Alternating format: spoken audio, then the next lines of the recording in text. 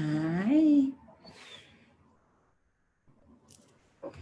It's good to see everybody. Let everyone come in. Get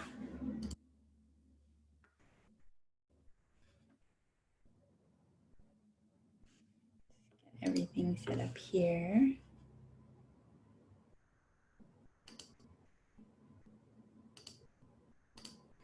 Okay.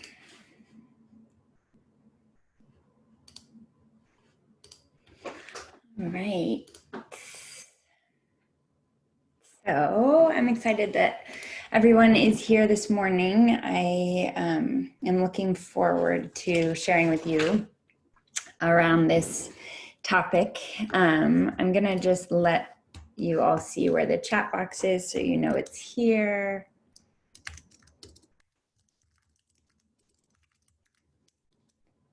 Pop in there and say hi.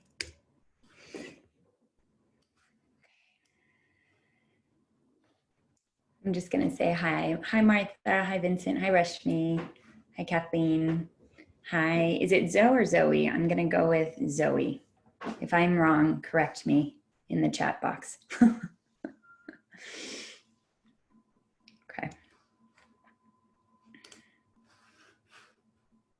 All right. So we are at 10:02. I'm going to give it one more minute and then we will get started. I'm happy that you're here, Rashmi. Yeah.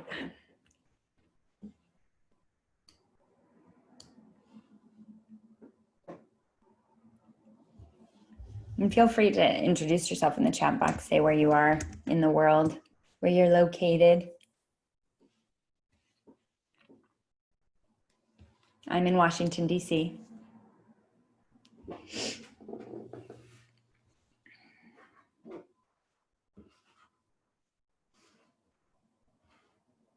Ooh, North Carolina, Greensboro, Wyoming, yeah, Massachusetts.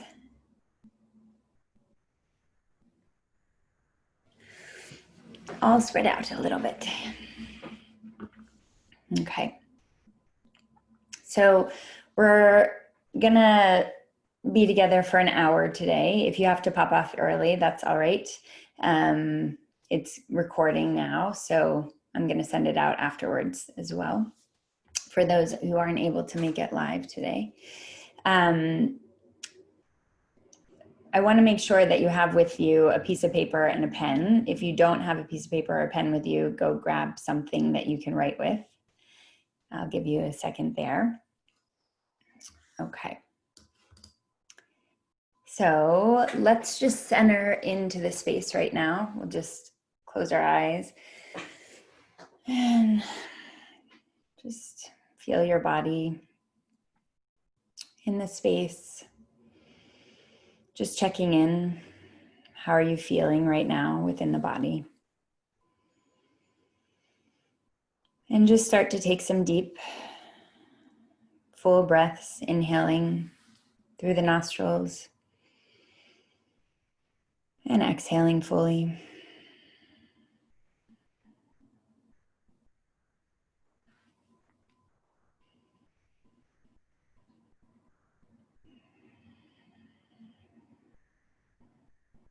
And let your breathing return to its natural rhythm and depth. And start to notice the sounds in the environment. Sounds that may be near within the room that you're in, or they can be outside of where you are right now. Just see what you hear.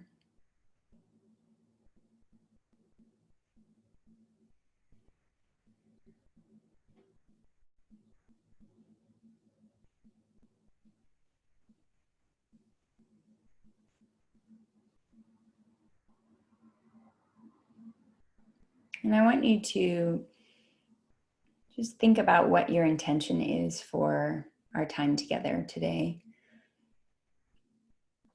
And what are you hoping to leave this hour with so that you're able to move forward?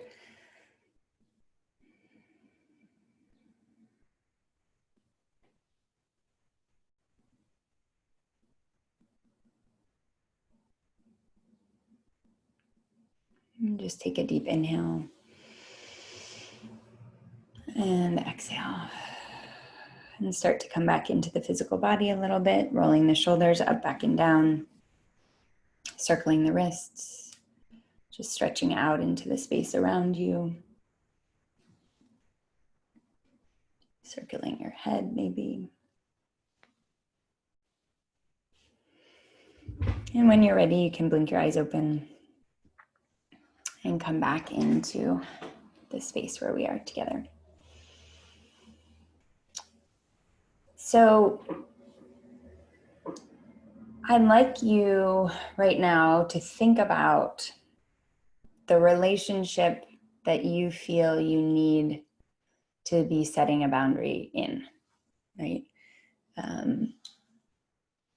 It could be, right, with a person, with a group of people, wherever you are feeling that something needs to be said, I want you to pinpoint that for yourself and write it down. And if you have a sense of what the boundary is that you want to set, I want you to write that down as well. And I want you to just pick one.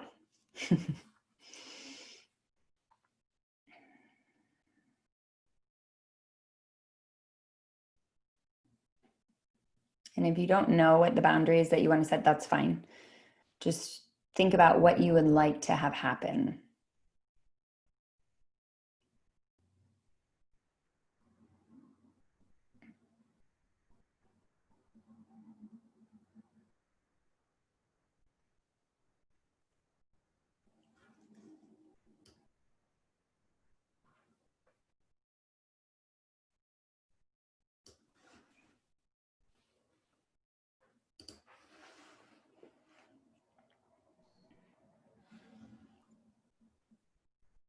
And if on the top of your head you have more than one that you know of, you can jot down a couple more if they're right there, easy for you to access.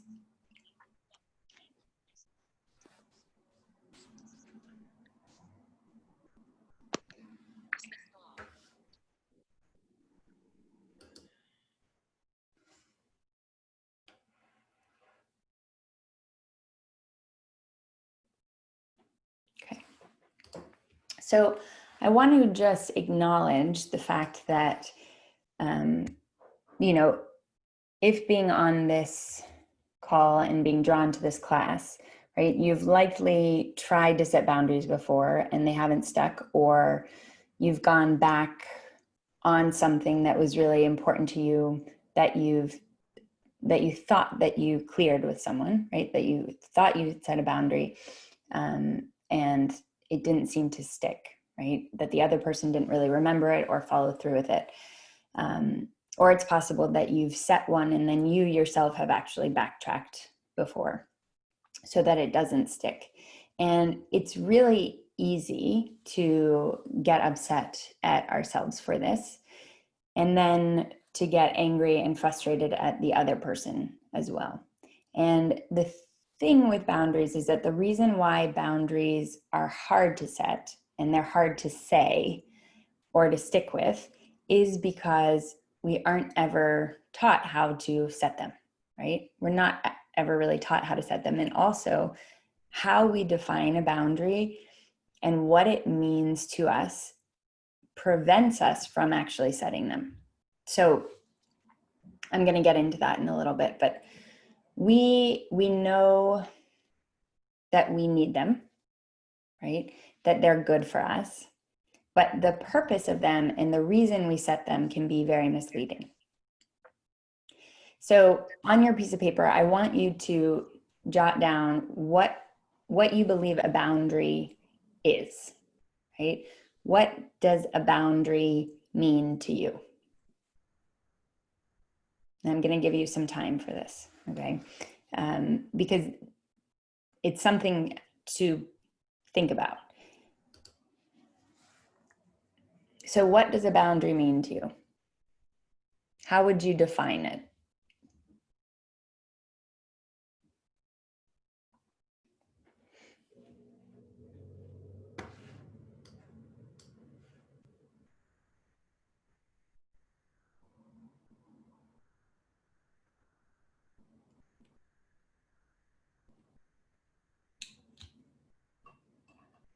And once you have a definition or how you would define a boundary, I want you to write what you believe the purpose of the boundary is.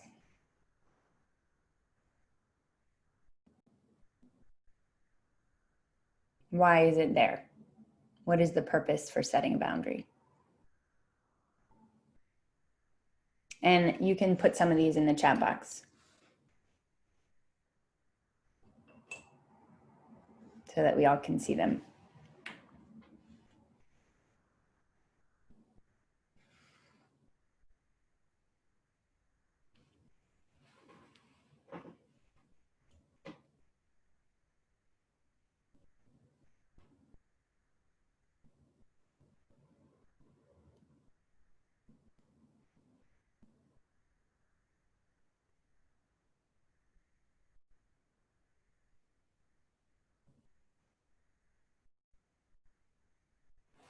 To ensure clarity in decisions, a boundary is kind, it sets clear expectations, a place within which I am not attacked, where I feel safe.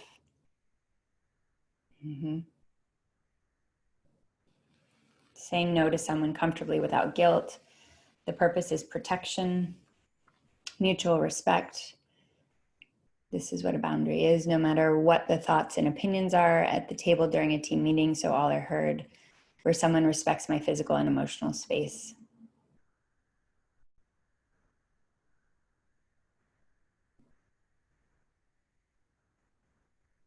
To protect ourselves. The purpose is so that we do not give our whole selves away.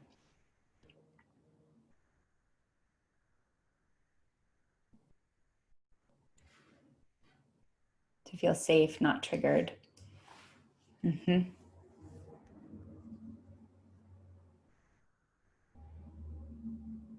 So what you'll see is a lot of us have the same sense, right, of definition of what a boundary is, and in terms of purpose, the limit to which I'm able to compromise without losing my truth. Purpose, to maintain our truth was compromising as required in a relationship.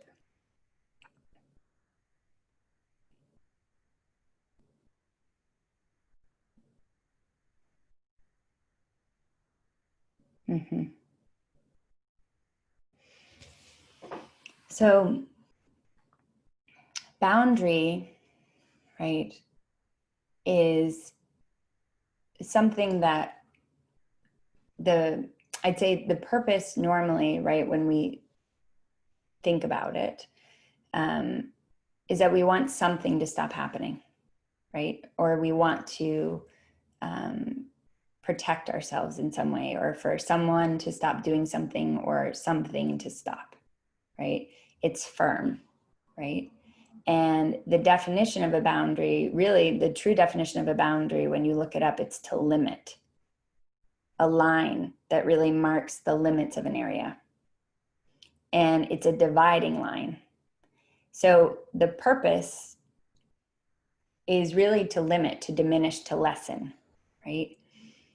Now, I mean, that is what I would say when we think of a boundary, usually it is to prevent something, right? To lessen something. So many of you know me and you know my work already, but for those who don't, I'm Cynthia Cain. I'm the best-selling author of How to Communicate Like a Buddhist and Talk to Yourself Like a Buddhist and How to Meditate Like a Buddhist. And I help people really enhance their lives and relationships by teaching them how to communicate in a kind, honest, and helpful way with themselves, with others, and the world around them. And I've taught over 50,000 people through my books, best-selling Daily Om courses, and the Intentional Communication Training Program.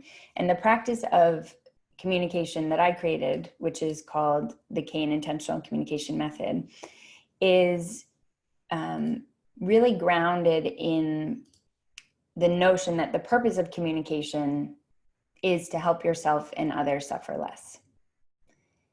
So suffering in this context, right, it can mean, it can mean any type of real discomfort, fear, anxiety, overwhelm, stress, dissatisfaction in some way, embarrassment, shame, right? And this is really the purpose of communication. For me, this is why the intention that we normally have of setting a boundary doesn't often work.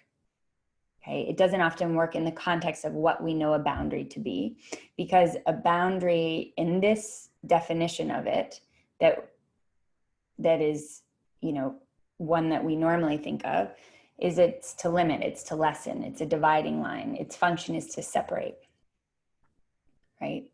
And separation creates disconnection, and then disconnection leads to suffering. And when you've tried, if you think about when you've tried to set a boundary before, it's possible that you felt more distant from the group of people or from the person than before, right? Or the relationship changed from that moment on, or you felt differently, right, within that relationship, or you really were able to see that the person or people that you were interacting with began to shift the way that they were interacting with you. So the word boundary as we know it and the purpose as we know it really makes it so that setting one actually feels harsh, that it feels like it can create a lot of anxiety within us.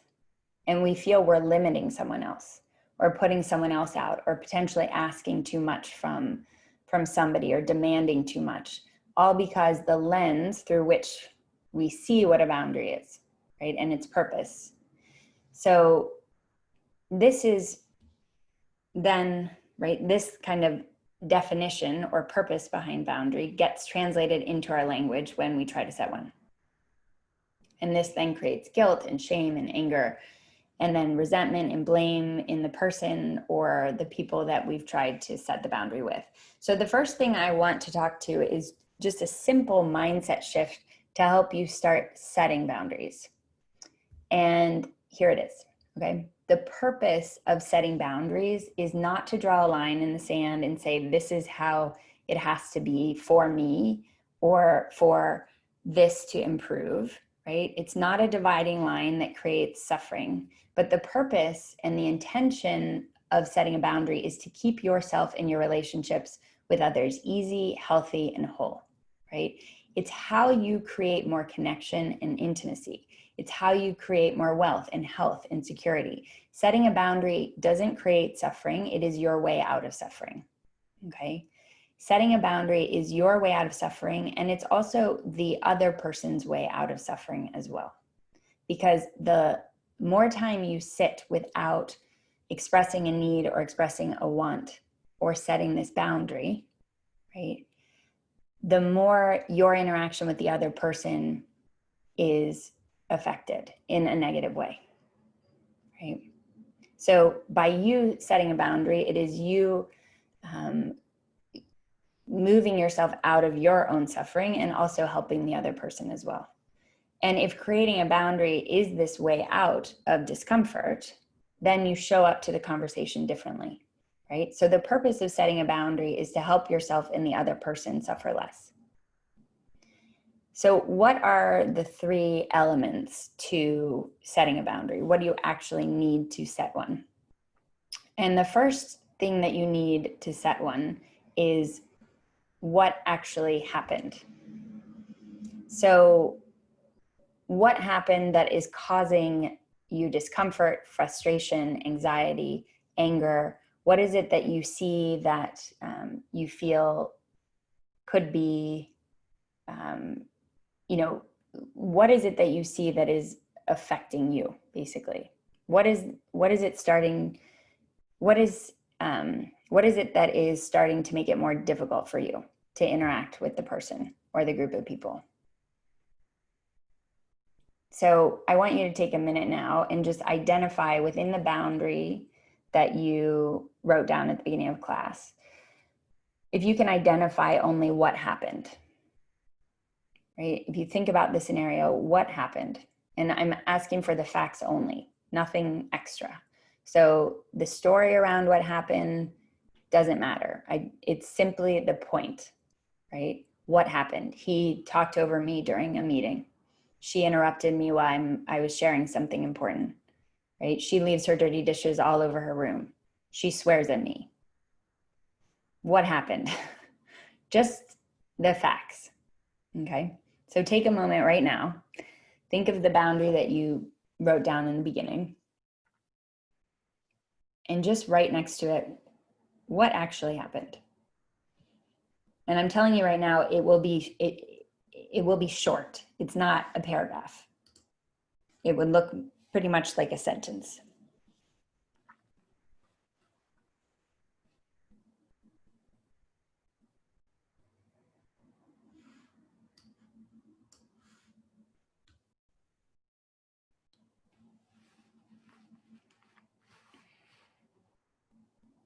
And so it may be hard to identify what happened between what happened and what's a story. So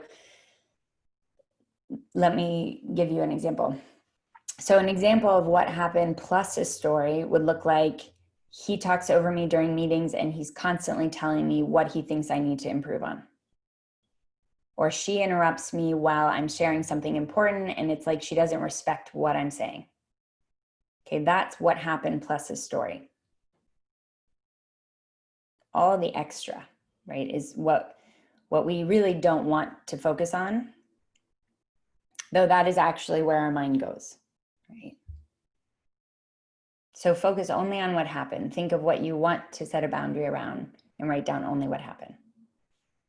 I'm going to give you another minute.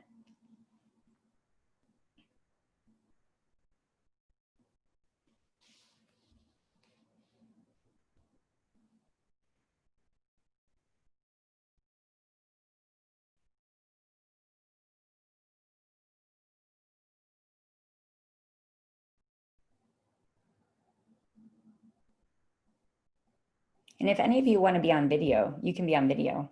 I love that I'm seeing Martha. It's nice to see your face. Okay, so now you have the what happened piece. Okay, that's the first element, right? Like the first thing you need to be able to set a boundary. Second, now I want you to think about how what happened felt for you. An emotion, right? And an emotion is only one word. So if you go into I feel that or I feel like, those are not emotions, those are judgments. Okay? That is evaluation. So think of one word emotions.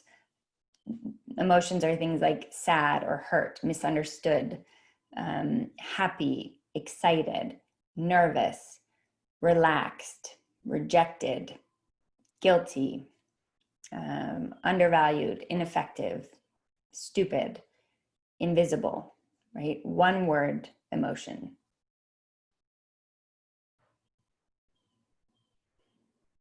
And it's easy to get to superficial emotions here, right? Because we don't really take much time to think about our emotion around things. We feel it, but we don't actually sit to label it. So it can be really hard to access what the actual feeling is.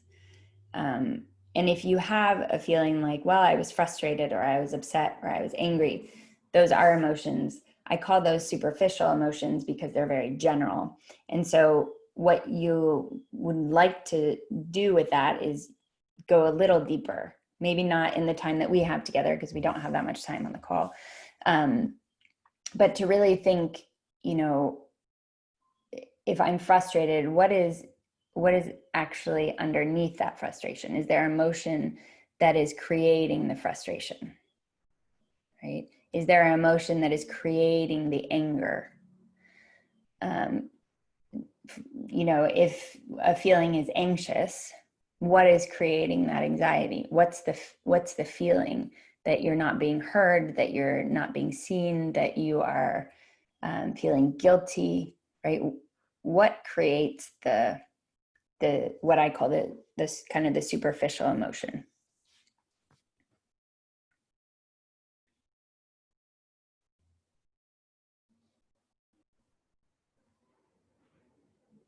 And you can have multiple emotions here, right? It might not just be one emotion. You may have a few different ones.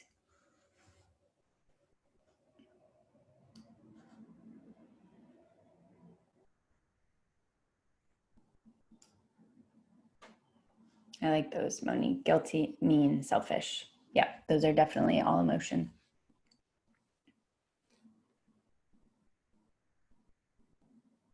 Discouraged. Mm-hmm.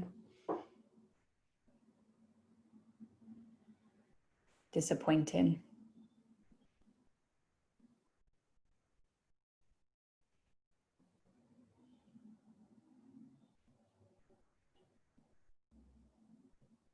Demeaning. Rejected, unworthy, weak. Yeah. I like that you went a little deeper than the angry, Martha. Because it's really important to get really specific and very clear on what it actually is, because that then really becomes your it really becomes your cue to know that you're about to move into interacting in a way also that could be unhelpful, right? When you feel that emotion.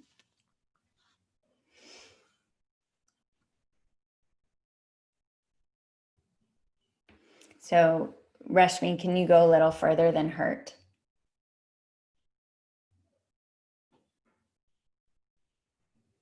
So what is the emotion that's bringing the hurt? Undervalued, underappreciated, right?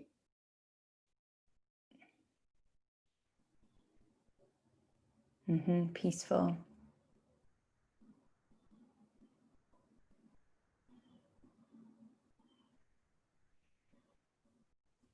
Okay. Okay, so we have sad. Right. Okay, so sad that my kid doesn't appreciate me. So then the feeling, right, is underappreciated.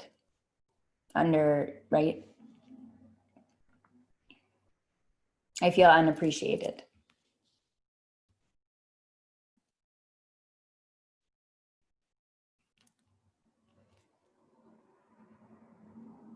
So the reason why it's important to get really clear here on the emotion is because that's how you know what you need. That's how you know what to ask for to prevent this feeling from happening again. Because you then get really clear on what you want to feel instead, right? In that moment. If you're feeling unappreciated in that moment, you want to feel appreciated. And that's much easier to ask for, or to figure out how to ask for that, than it is if in that moment you're feeling hurt and you want to feel better. Feeling better to you could mean, going outside and taking a walk. Feeling better to somebody else could look like putting on music and dancing. So you want to make sure that it's very clear and there's no room for misunderstanding here. So getting really specific is helpful, and that's what we're going to move into also in the next part of setting a boundary as well. Sad that I'm not held in higher regard by people I aim to serve.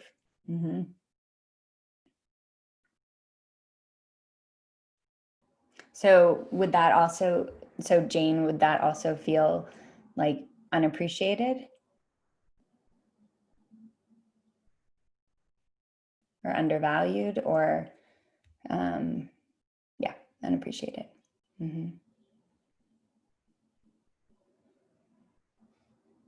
So you can see that you can start with the kind of the sentence and then asking yourself, okay, what's the, yeah. Sometimes we do wish we can walk away, right? I mean, the beauty is that you actually can walk away. It's just recognizing in the moment that you have the choice to, right? That's the awareness piece that you want to get to, is that in the moment to be able to see. So when you start to do this, to set the boundary, right? This is all about processing what you need to say before you actually say it.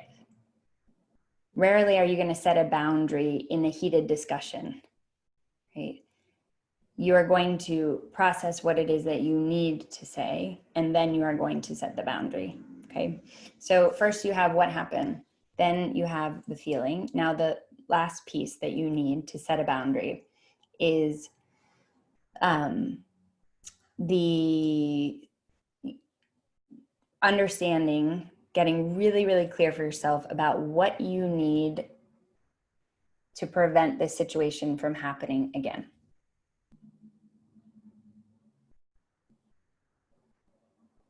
And it can't be general.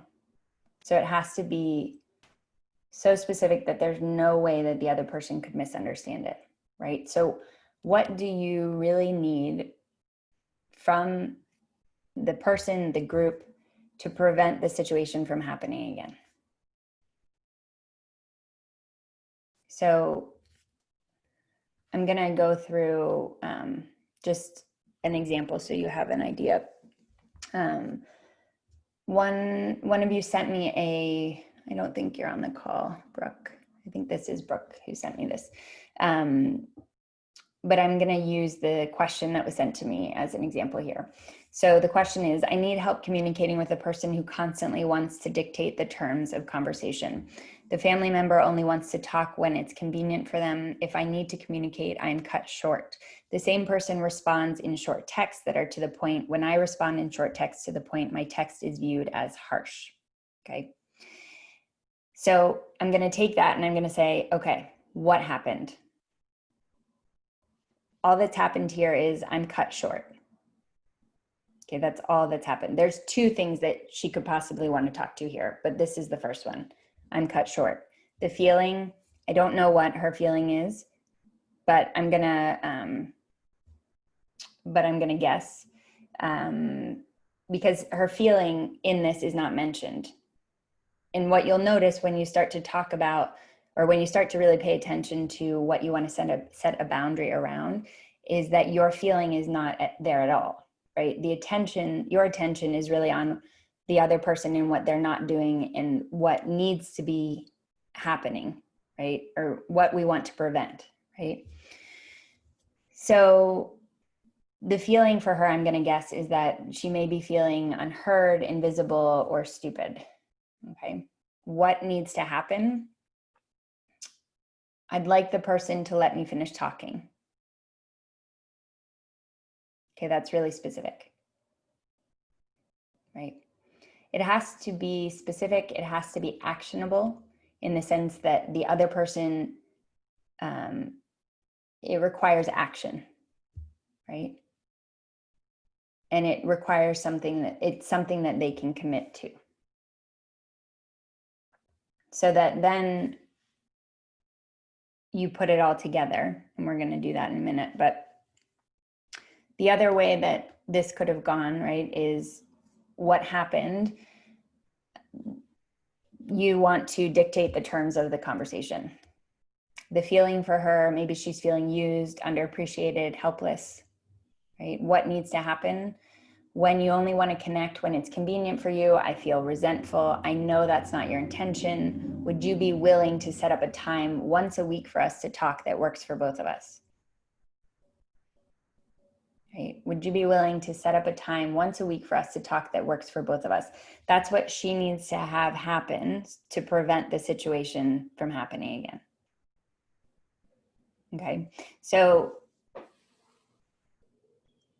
these are the three elements: what happened, the feeling, and then what needs to happen to prevent this situation.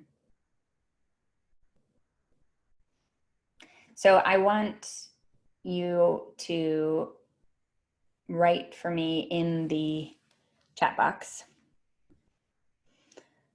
your three what happened, feeling, and I call it the ask, right? The last piece, which is really what you're going to ask for to prevent this situation from happening again. And sometimes this takes a while to figure out, to really get clear on what it is that you actually want and need from this situation.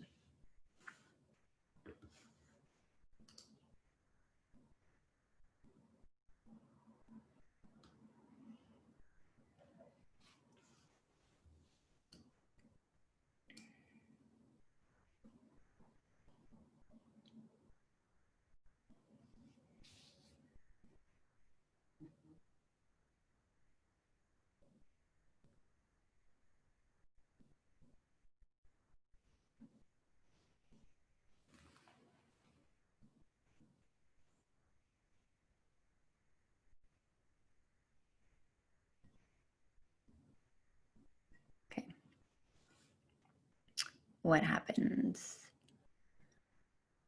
Person dictates how things go because they really can't be bothered to hear us. Okay, feeling discouraged.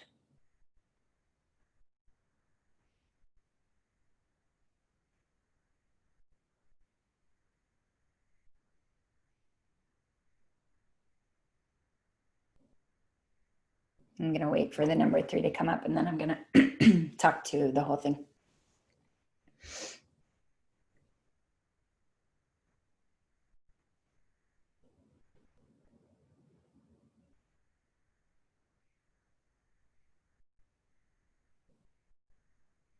I'll need to be heard to make best decisions for all. Okay, so I'm going to start with Vincent. Okay, so what happens? A person dictates how things go because they really can't be bothered to hear others. Okay, so this is what happened plus the story. So the story here is because they really can't be bothered to hear others. That doesn't matter, right? That is what causes more frustration within us, or annoyance, and sorry, there's a truck going by. That's what kind of riles us up, right? And so the reason why we want to cut that out is because this is all going to come together into the boundary that you are setting when you're asking the person. And if you were to say that, let's just say the other person is going to get distracted and they're going to get caught in that language and feel attacked or judged, right? So we really want it to just be person dictates how things go, right? Feeling discouraged. 3, all need to be heard to make best decisions for all. Okay, so this needs to be more specific. How does that happen? Like, what does that look like, right? If you want everyone to be heard so that you can make a better decision, what actually needs to happen for that to happen, right? Does it look like scheduling the meeting so everyone has 15 minutes to speak? Does it look like letting people go around the room, and when someone's speaking, nobody's interrupting, right? I'm really looking to get super specific and super actionable so that the other person really knows what you're asking them to do. Does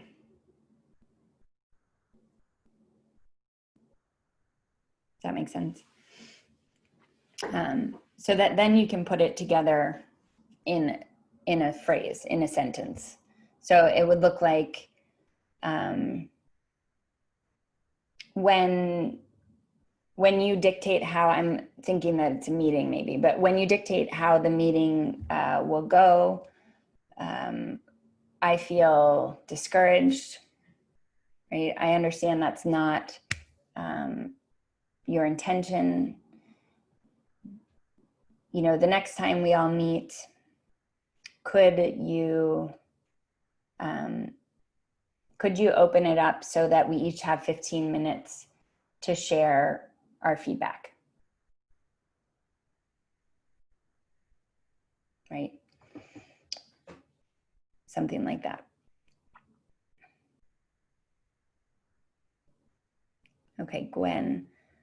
I ask that the other person not second guess me and wait until I finish speaking to know what is on my mind. Okay, for Gwen, what's the what happened and what's the feeling? So see if you can maybe put it all together so I can see it in one shot.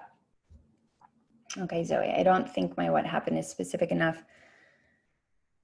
for a prevention statement. I need to tease my number 1 apart, which will take time. Yes, so often, just so you know, the what happened has to, like, it will normally start out very general. You want it to be specific. Everything needs to be very specific. And so you can really talk to, you know, yesterday when we were having a conversation and you stood up and walked away to check the oven, right? I felt invisible, or I felt, I felt stupid. I know that's not what you were after or what you wanted me to feel. The next time we're sitting and we're talking, could you let me know that you're going to get up and check the oven and to hold on, right? Like that's the specificity to go for, so that there's no misunderstanding in what you're asking the other person, and then there's no misunderstanding in what actually happened that is creating this emotion within you.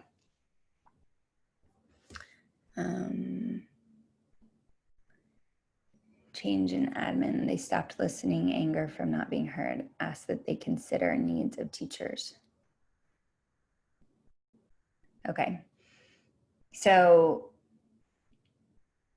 then it would look like, right, when there was a change in administration,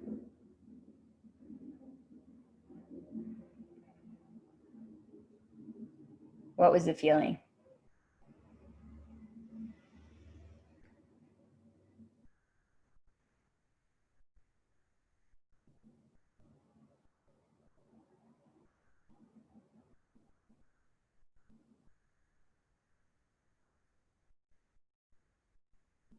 Sad. No. When there was so is that really the feeling? So the feeling, yes, that is sad.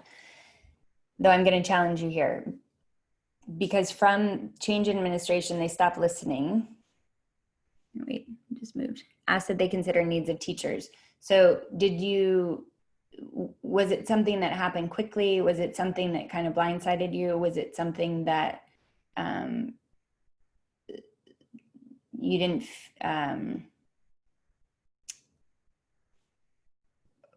what's the word? Like helpless, or, oh, here you are. Oh, no, wait. Sad. You put that. Blindsided. Okay, yeah. So then it would look something like, when there was a change in administration, I felt blindsided. The next time, I understand that, that wasn't the intention. The next time there's going to be a change in administration, or, there will be changes with, classes or structure, before making the decision or sharing the decision, could you let me know? Right? That type of thing. Right? Getting really clear on what it is that you need for the next time, so that it prevents from the next time.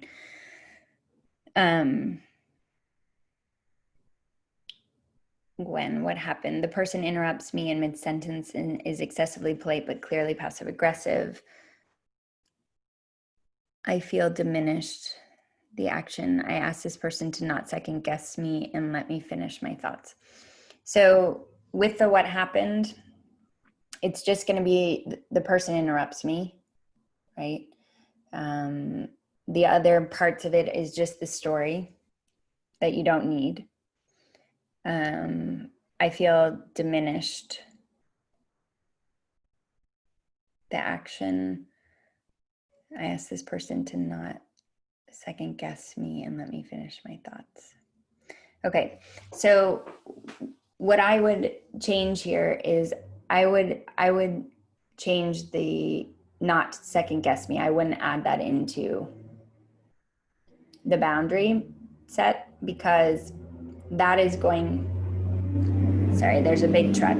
As you may have noticed from any of the work that I do, you will constantly hear trucks or sirens because of where I live. Okay. I would say that you want to get rid of the second guess me place portion of this, because that is only going to distract the person, right? That is where they're going to put their attention, which is going to cause them to react in a way that's not helpful. It is going to make it so that their ears close and they're not able to listen. So if you were to say, you know, the other day when you interrupted me in mid-sentence, I felt, you know, diminished, or I felt unheard.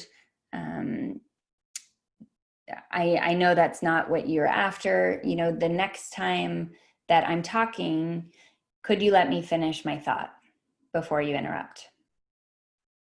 Right? That's much easier for the other person to digest than potentially saying, you know, the next time I'm speaking, could you not second guess me and let me finish my thoughts?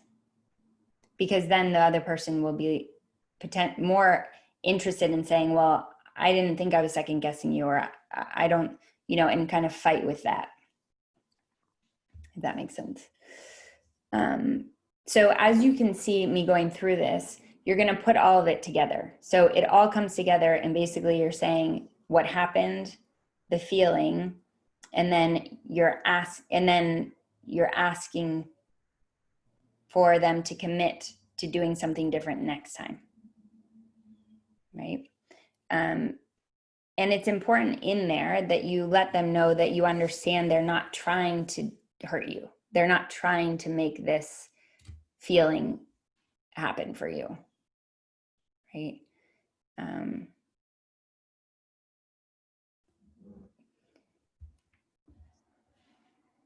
Does that make sense? Any questions on that?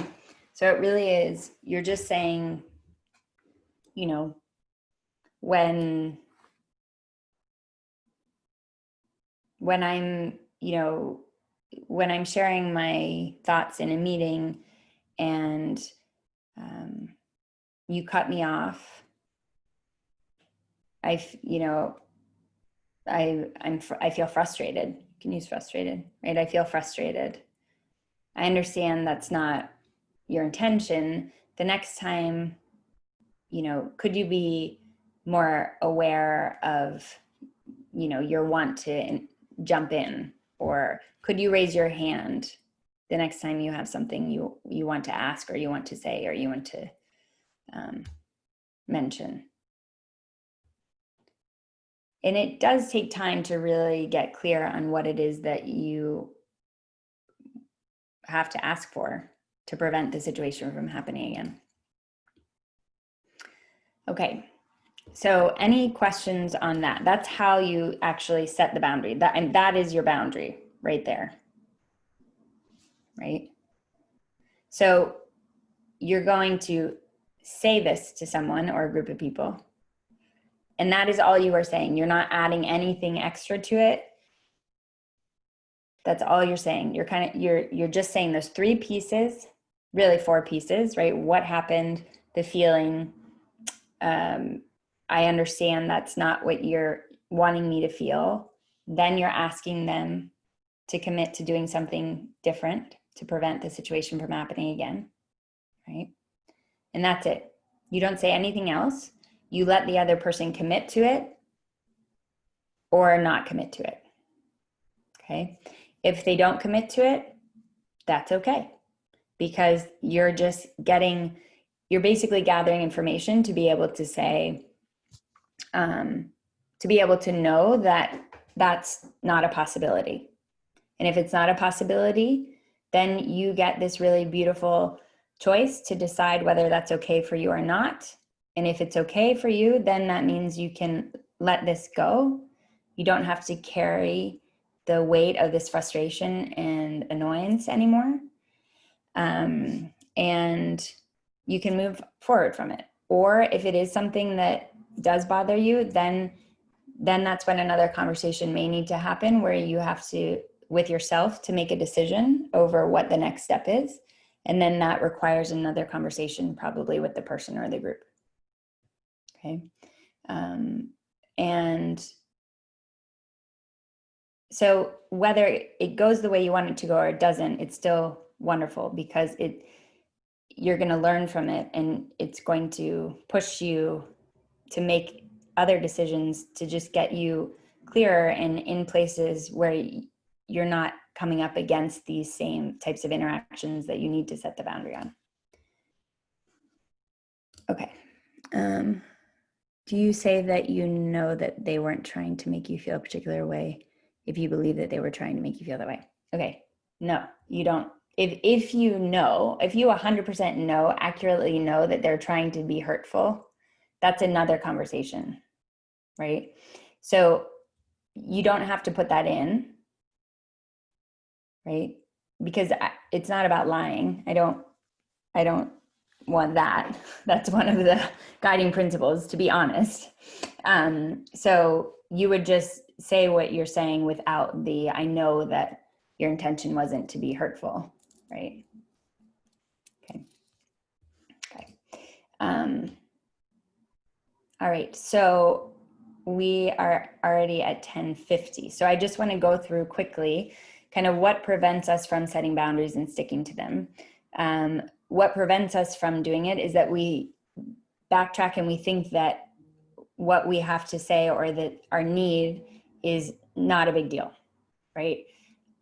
We don't believe that our wants and needs are valuable or that they matter. And so it's very easy to pass it off and talk ourselves out of it.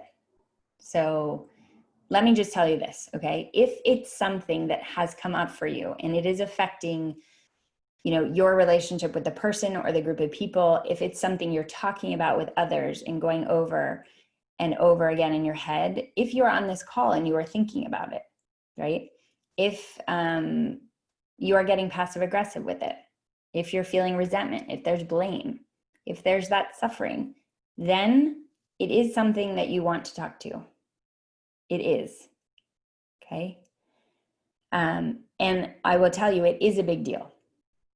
It may seem like a small thing, but it is truly these small little things that create, much more difficulty down the road if they aren't addressed. And where it may feel like a small thing to you, it actually is a big deal, right? Because it's causing you discomfort. And why should you let yourself suffer, right? What about the other person really is more important than you in this moment, okay? The other thing that prevents us from setting boundaries is that we think that it just won't work, right? You make up other people's minds without knowing what is actually true, right? You assume there's no point to saying something because you've said something before and it hasn't worked. So you sit with the frustration and it just gets bigger and bigger, and your interactions become more and more tense and impatient and short, and your tone, it becomes possibly condescending and dismissive, right? So we tell ourselves it won't work, so what's the point? So we stop ourselves from doing it, and we let ourselves stay stuck. And then another way that we prevent ourselves is we feel bad for saying something, right? We don't want to put the other person out or make them feel bad or upset them. We don't know what the repercussions of us saying something will be, right? We don't know what the reaction will be, and that brings a lot of fear. And we really imagine the worst possible scenarios.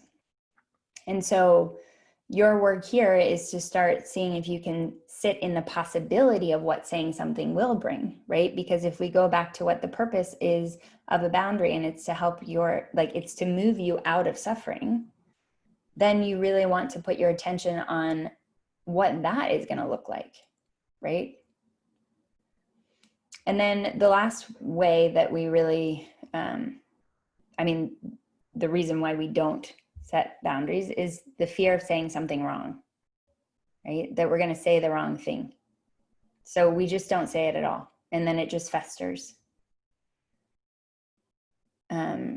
So all of these things that I just mentioned, they're what stop us from setting these boundaries. And it really is this belief that what we have to say is not valuable, and what we have to say is not necessary, and that people won't listen to us, and that their comfort is more important than ours. And so we fear, and we fear the reaction.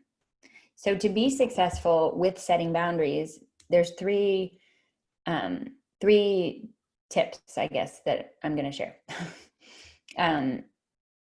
Knowing your why. Okay, this is basically remembering that the purpose of saying something and setting a boundary is to help yourself and your team and others within the group suffer less, right? Sharing in this way creates,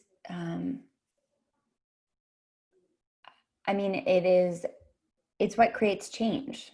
It is the only way for change to come about, is to ask, right? So knowing your why, remembering that the purpose of doing this is to help yourselves and others.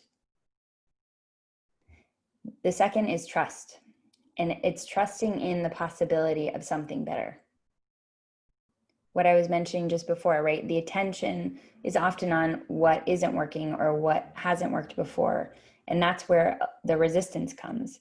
And that's where we get stuck, because we think, what's the point? But if you trust in the possibility of something better, if you know that it's possible, then you're able to show up differently, right? Sitting in what the boundary will help you do for your career, for others on the team, for your health, for your finances, whatever it might be. And then the last is courage, because it takes courage to share what you need with others. It takes courage for you to say what is upsetting to you, right? What doesn't feel fair to you.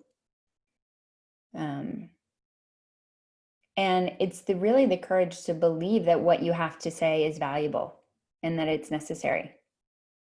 And to see if what's scary is that there is the truth that the other person may not rise to meet you, right? But that is also a beautiful thing to be able to see, because then you get to see, maybe this is not, these are not the types of relationships I want to be having. This is not the type of community I want to be a part of, right? You're able then to see what the truth is, what is real. And then you get to make a decision. And it's scary and it's uncomfortable. And that's where the courage comes in, right? The courage to face the truth a lot of the times and make different decisions based off of what you know to be true, instead of the assumptions that we create. Okay. So it is 11. I know that some people will have to pop off. So I just want to kind of recap a little bit about what I talked about today. So I talked about a new way of looking at the purpose of a boundary, the 3 elements that you need to be able to set a boundary, and the obstacles that prevent us from setting them, and then the tips to being successful with it. So are there any questions right now from just what I've covered today? I'm gonna give it a minute to see in the chat.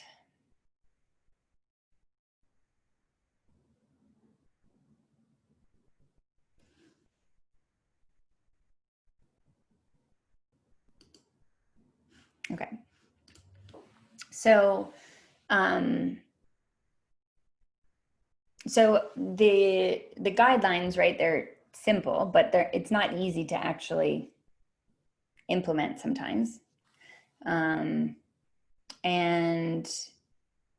it's possible that you can take what we did today and just start in, right? And just start thinking about the boundaries that you want to set, why you want to set them, what happened, the feeling, and what you need to prevent this situation from happening again, right? And knowing that if the person is not able to commit to it, that maybe you have a backup ask, right? Something that they can meet you at halfway, right? So you have two, you come up with two. You have like the number one and then the number two, right?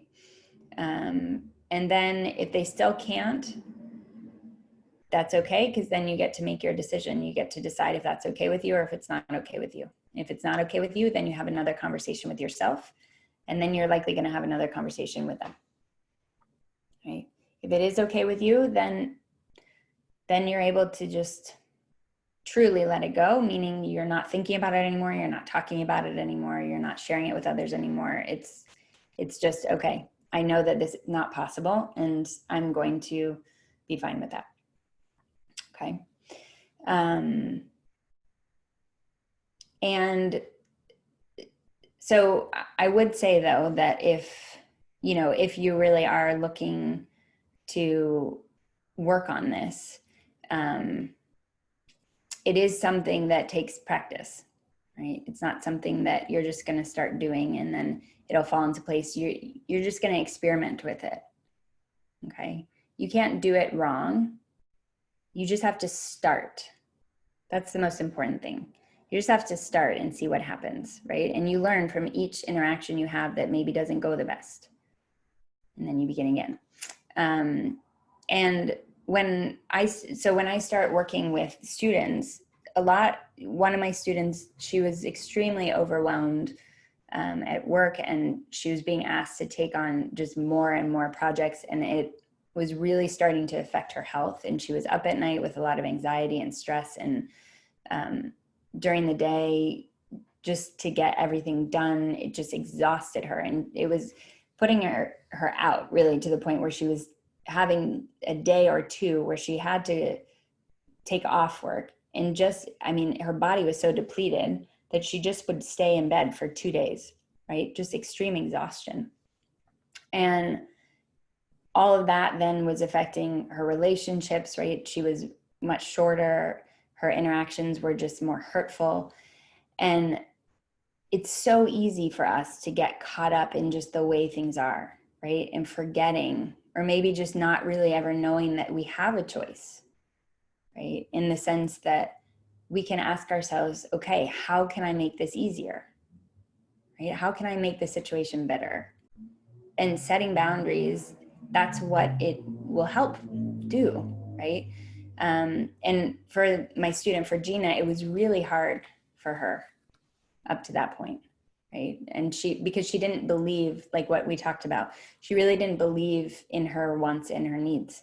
And like for her, it was almost as if the other person's needs were more important than her own.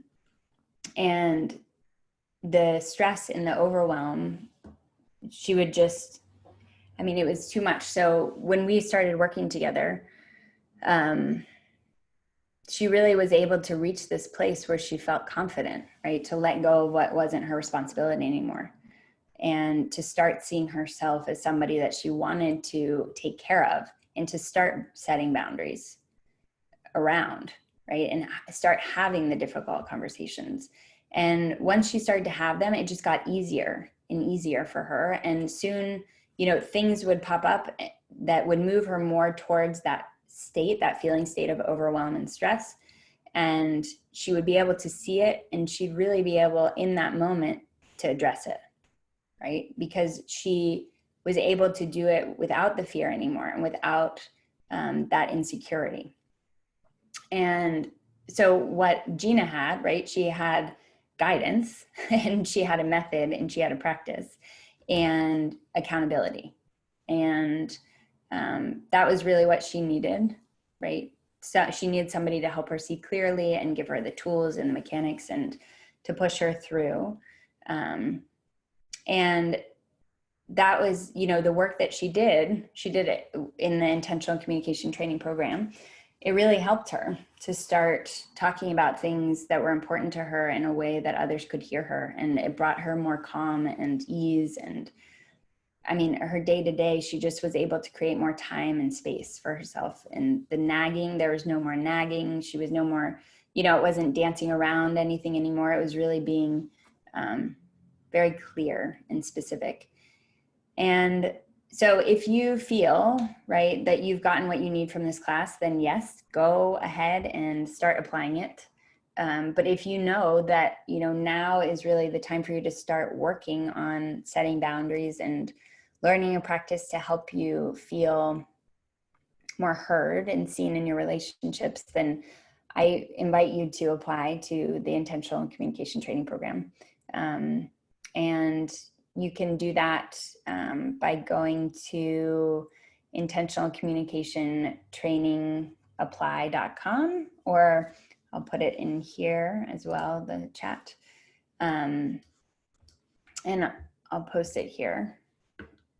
But let me do that. Intentional communication training. Oh. Intentional communication training. There we go. And also, yes, you can email me as well. I'm always happy to get emails with any questions that you have. So you can email me at cynthia@intentionalcommunicationinstitute.com, or just click reply to any of the emails that you've gotten from me before and say hi. I hope that this was helpful for you and that you were able to pull some practices from it, and that you feel a little more grounded in being able to, first off, know that what you have going on inside you is a big deal, right? That you're on this call thinking about it, it means that it's something that you do need to talk to. You are already well ahead of the curve in the sense that you're thinking about, how do I actually express it, right? And then taking the time to work through it and process it is the way that it will come out exactly how you want it, in a kind, honest, and helpful way, right?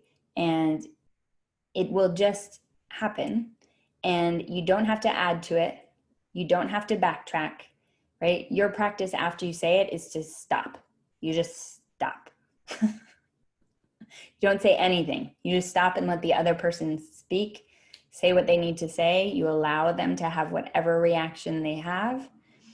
If they kind of ramble over here or go over here and they get distracted, your job in that moment is you just bring them back and you just say, so the next time, are you willing to da da da da da? The next time, can you commit to da da da da? You are just bringing them back to that.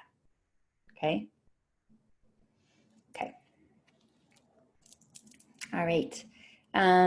So to end today, there aren't any questions. Let me just look to see if there are any questions.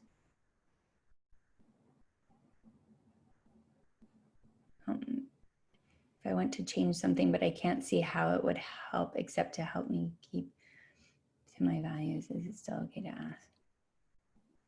Yes, yes. So that this might not be a boundary that you'd want to set. It might end up being, if I want to change something, but I can't see how it would help.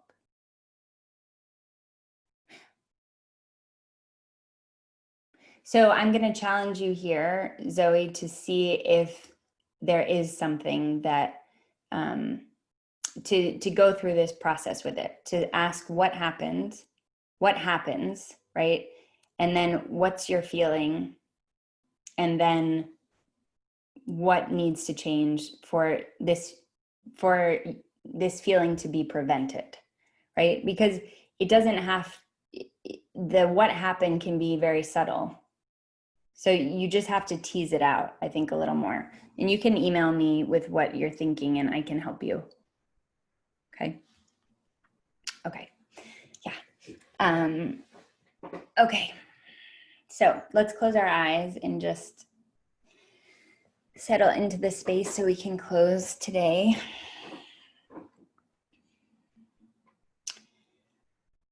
And just go ahead and scan your body from head to toe.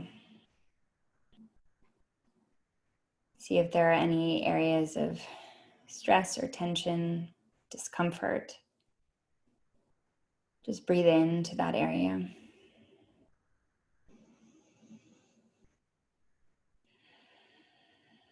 And exhale.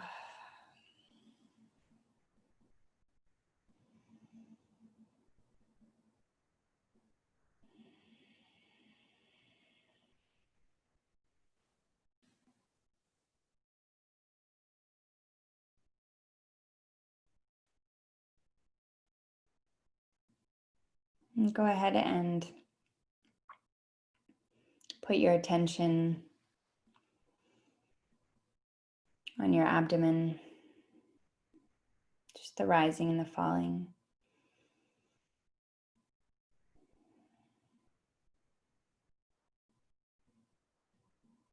Expanding and contracting.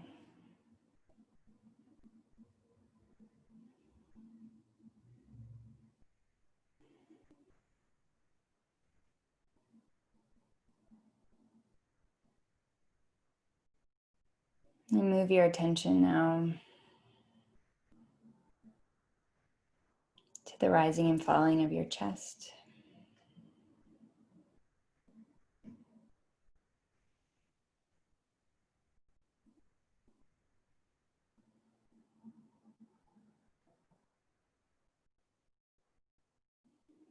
See if you can relax your face, your ears, your jaw.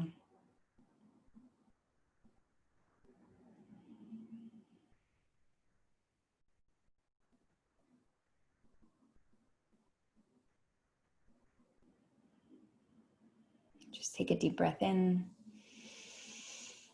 and exhale. You can blink your eyes open or just roll your shoulders up, back and down. Just come back into the space. Okay. Thank you so much for being here with me today. I really enjoyed our time together.